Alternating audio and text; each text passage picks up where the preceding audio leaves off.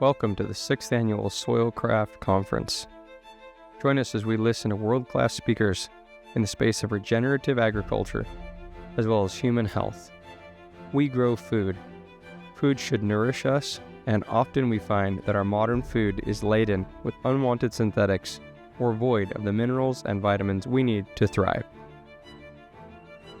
We endeavor to host this conference for your inspiration and education. Our calling is to help you produce food that heals people and our planet. Join us in this journey to become better stewards of our bodies and the world we abide in. Hey, why don't you all come here? Why don't you all come inside? Why don't you all leave the hallways? Why don't you all come in here and listen to me, because I have a very sensitive ego? Why don't you all come in, try to stay awake during my presentation, and if you cannot, I will start throwing projectiles at you. I have one in my hand, although this does complicate the issue, because if I throw this, I won't be able to proceed in my slides. So this might be a problem. I've got other projectiles that I can play with. The biggest one right here is the ambo, so to speak, so that'd be a little difficult to do, but I could hit someone in the first row if someone is deciding to go under for this presentation. And I could see why you might want to do that, because this is the third presentation. So if you are sick and tired of listening to Tom Dykstra, you probably would not want to be here, because if you heard me once today, before, you've heard me twice, and now this is going to be the third time. But this presentation has a certain level of importance associated with it. I must admit to you, when I was asked to do this, this was actually the first presentation choice. So I was talking with Dwayne about the titles that we wanted to do, and this one came up first. I was a little surprised that he wanted to do it on the third day, but my job here, for those of you who have still remained throughout these 3 days, is to take this presentation, of course, keep you awake, educate you about this, a little bit more about this Brix issue. It's been a big, wild ride. As many of you know, I came out with the first Brix presentation maybe 12 years ago. Since then, there has been a lot of hubbub about it. There have also been a lot of questions about it, too. People want to know about this or that, or one type of nuance or another type of nuance. And so here I am right now with five presentations. The first one is the Brix one, but I've got 4 others. This one is the 4th out of 5 that I'm giving right now. So this gives you more detail so you can understand. For those who are critical of Brix, this is the type of presentation that needs to be listened to. For those of you who are looking for more information, this is also a type of presentation you will want to listen to.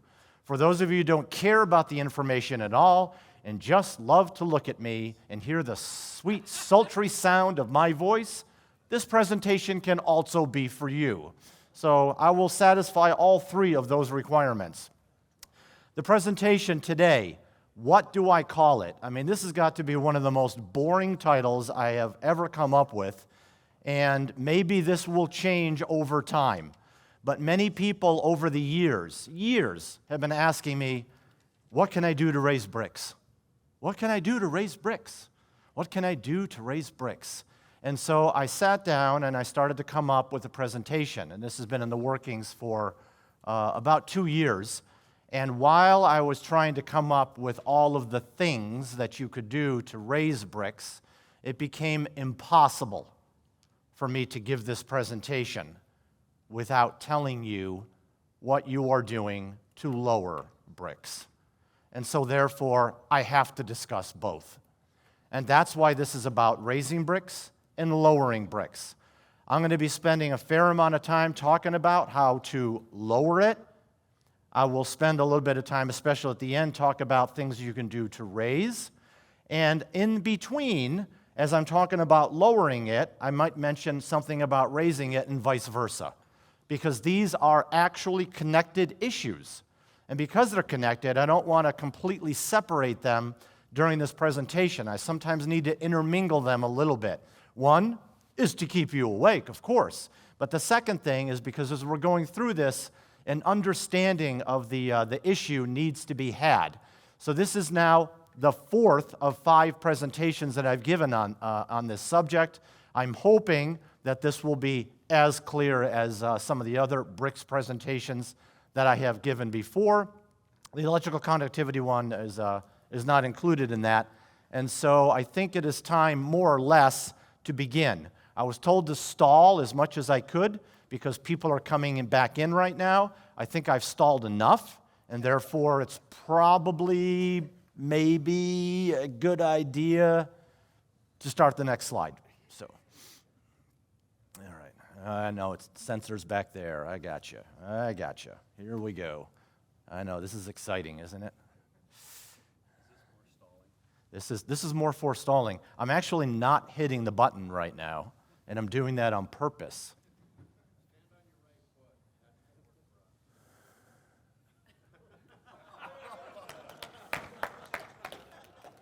They did it. The button's still not working. This is a slide you've seen before. You cannot repeat this slide too many times, because if you walk away from this conference still thinking that insects need to be killed, and that's the reason why, then you are not really understanding what I'm trying to say. I've told you before, I've got 3 degrees in entomology. I've got 23 entomology courses behind me. I think that I know what I'm talking about, and I am telling you that insects are only feeding upon food that is considered unfit, nutritionally poor, dead, or dying.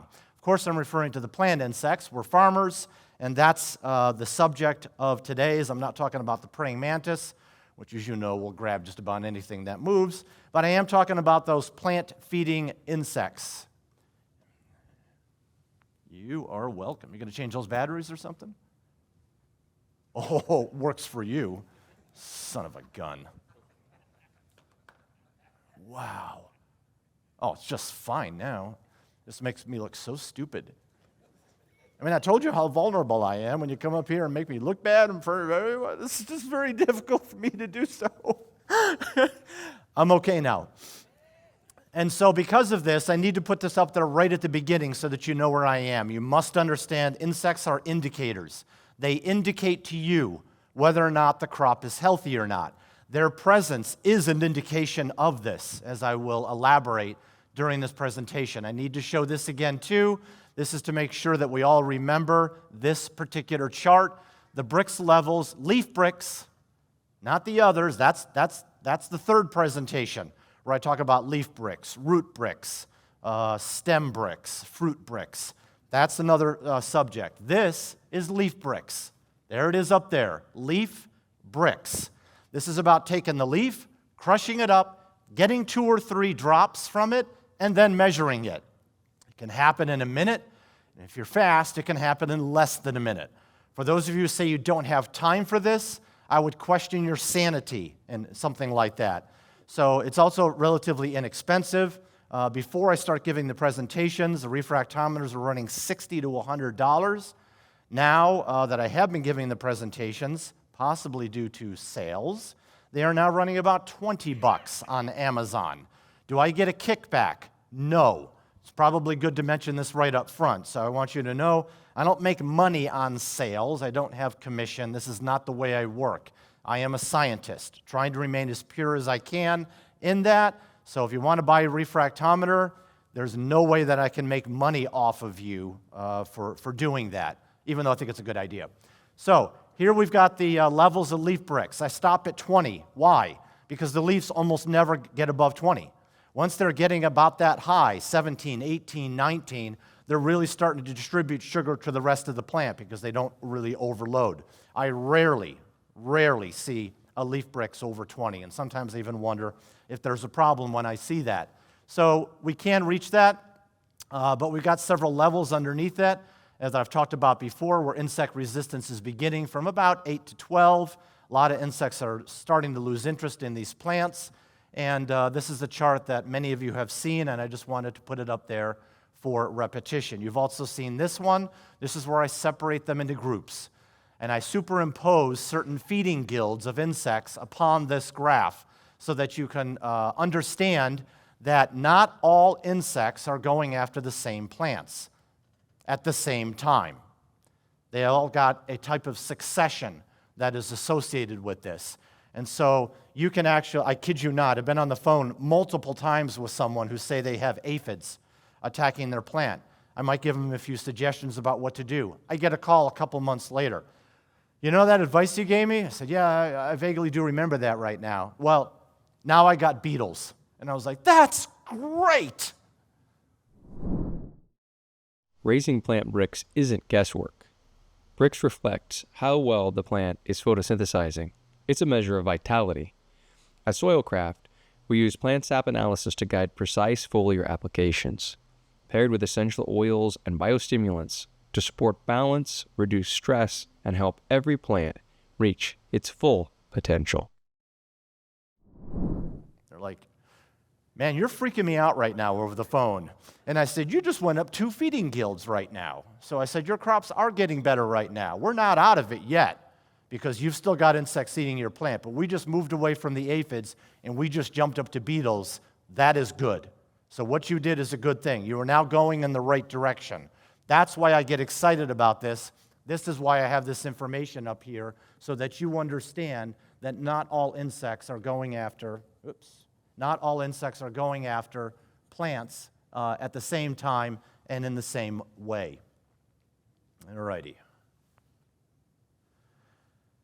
Okay, where am I going with this chart? This is the same chart. I just removed some things because I've got something to say. If I'm going to measure plants, crop plants, for a farmer, and I go into your field, 80% of the readings will be between 2 and 10. Does this mean I'm not going to get anything above 10? No, I didn't say that. Listen to what I said. I said 80%.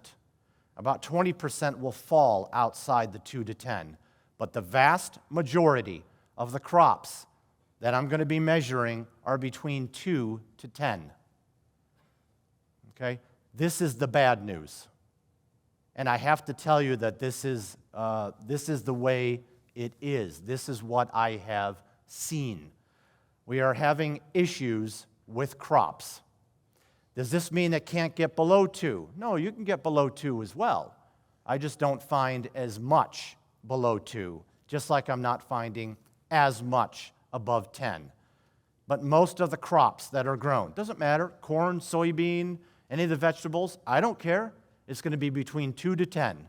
I'm now summarizing this data for you. Why? Because many of you look for me to me for answers. And so I'm now giving you the cheat sheets so that you don't have to go out and go do this yourself. Okay? So when you are getting a reading from your crop and you're between 2 to 10, it is a type of average value. It's expected. I get it. This has been an issue for many. I have had it at this conference. I have had it at most of the conferences that I've spoken to. I can't get the Brix up. It's impossible. I've tried it for a while. I bought the refractometer, put it away. I'm done with it. I'm not playing with that thing anymore. I don't even think it works. Or I keep getting a reading. I keep getting the same reading over and over again. No matter what plant I do, I get the same reading. And he says, well, maybe I don't know how to read it. And I said, I'm thinking that right now. I'm thinking you don't know how to read it because you're not going to get the same reading each time, every single time you do it. But this is the truth. Now, there are a lot of other plants out there. 95% of the plants, or more, because I know it's more, on planet Earth are not crops. 95% or more of the trees, shrubs, plants, grasses are not crops. They are out there on planet Earth. I have measured them too. 80% of those plants, most of them on planet Earth, 80% of them are going to be between 8 to 18. Don't tell me that you cannot raise the Brix. Am I getting a little mad? Am I getting a little hot under the collar right now? I might be, because I know that it is possible. And when I'm measuring plants right next to your crop that are 6 Brix higher than your crop, I can see that it is possible. Now, for those of you who have a religious background, some of you are saying, well, I hear what you're saying right here. God's got it right. And to a certain extent, yes, you'd be right. You'd be right. Most of the plants are healthy. When they're not, they're picked off. So this is why you don't find plants much. 80% now. I found them below 8, but they don't get much lower than that. Why? Because when they get lower than that, they get picked off by insects. And they get picked off by fungus infections. And they get picked off by other types of diseases. That's why you don't see, that's why I don't see many plants that nobody is touching, that have only been kissed by the sun and rained upon by the clouds, are doing so incredibly well. This slide should shock you. This is why I have it at the beginning. This is the slide that most people remember from this. But for some of you, you want evidence. And you understand, I'm a scientist. I'm going to need some evidence. I need to know why this is happening. I need to be able to understand why we are messing up so bad based upon the Brix readings that I have up here on this one chart. What is going on? Oh, I'd be happy to tell you. Thanks for asking. Most people have a vertical jump between 3 to 24 inches. Athletes, especially some sports, can definitely jump 24 inches or higher. If you're not very good, you're probably going to be a little closer to that 3-inch vertical jump. But most people are between 3 and 24. So some of the athletes, very impressive, especially 24 plus. But for the most of us mere mortals, we're not going to be pushing 24 inches. Okay? So if I were going to measure the jump in you, and I were to say to you, pick up a bowling ball, and then pick up another bowling ball, and jump.